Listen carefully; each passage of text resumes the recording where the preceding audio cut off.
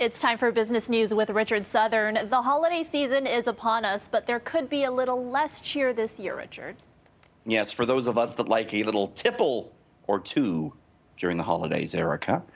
A glass bottle shortage is putting pressure on spirit producers and wine producers just ahead of that critical holiday season. Demand for glass bottles has been outpacing supply all year, and this is triggered in part by the pandemic. We saw fewer people return used bottles during the pandemic.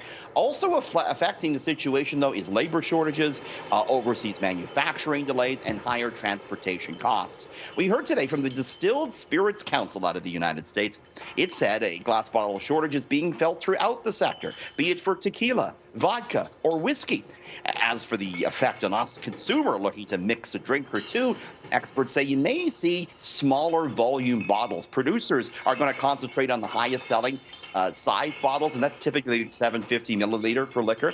They also say, Erica, you may have to search a little bit more to find your favorite alcohol as we move in to the holiday season. See more small bottles in people's kitchens this year, I guess. Yes. The You U.S. have to stock up on the little small bottles for the holidays. All right, the U.S. government taking a big step today in an attempt to ease rising gas prices. Yeah, Joe Biden said he's tired of high gas prices. He wanted to do something about it, and he announced a rare move, the release of 50 million barrels of oil from the U.S. Strategic Oil Reserve. Normally, a move like that would push the price of oil down. It didn't. Oil rose 2.2% today to $78.50.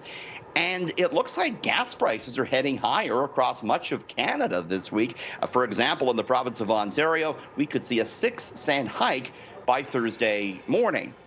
Americans use about 20 million barrels of oil a day on average. That means today's release of oil from the Strategic Reserve represents only about 2.5 days of additional supply. So we'll have to see how this shakes out. But it's very interesting to see the president of the United States really trying to crack down on rising gas prices, Erica. And finally, more and more people are heading back to the office, and that's actually bad news for one tech company, Richard.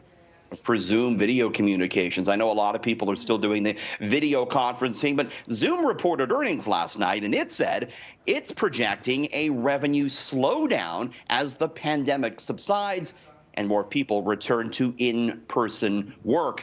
And that prompted analysts to downgrade their price targets on Zoom.